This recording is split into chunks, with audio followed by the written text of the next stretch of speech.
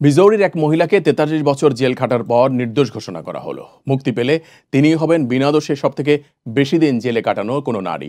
১৯৮০ সালে মিসৌরির স্টেট জোসেফের খুন হন লাইব্রেরি কর্মকর্তা প্যাট্রিশিয়া জেসুইক। ৩১ বছর বয়সী এই কর্মকর্তা খুনের তদন্তে নেমে পুলিশ সান্দ্রা হোম নামে এক তরুণীকে গ্রেফতার করেন। সান্দ্রার বয়স তখন মাত্র ২০ বছর। তার বিরুদ্ধে প্রমাণ ছিল তার নিজেরই স্বীকারোক্তি। পরে মামলায় দোষী সাব্যস্ত হন সান্দ্রা। আদালত তাকে আমৃত্যু কারাদণ্ড দেয়। তার বহু বছর পর অন্য একটি মামলায় দোষী সাব্যস্ত হন মাইকেল হলম্যান নামে সেন্ট জোসেফের এক পুলিশ সদস্য। আর ওই মামলায় জেল হয় তার। প্যাট্রিসিয়ার খুনের সময় হলম্যানের বয়স ছিল ২২ বছর। তার কাছ থেকে প্যাট্রিসিয়ার কানের দুল পায় পুলিশ। আর এ বিষয়ে বহুবার হলম্যানকে জেরা করা হলে সরকারি কৌঁসুলি তার বিরুদ্ধে কখনোই ঠিকঠাক মামলা দাঁড় করাতে পারেনি। পরে ২০১৫ সালে জেলেই মারা যান হলম্যান। তবে এবছর জানুয়ারি মাসে সান্দ্রা হোমের আইনজীবীরা আদালতে ১৪৭ পাতার নথি জমা দিয়ে দাবি করেছেন তাদের মক্কেল নির্দোষ। তিনি মানসিক রোগে ভুগছিলেন। ১২ বছর বয়স থেকে বিভিন্ন মানসিক এবং স্নায়বিক রোগের জন্য চিকিৎসাও চলছিল তার।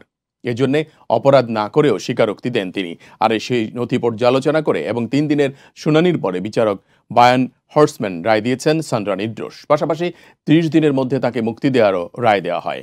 বিচারকের কথায় সে সময় তদন্ত যে একপেশে হয়েছিল তা প্রমাণিত।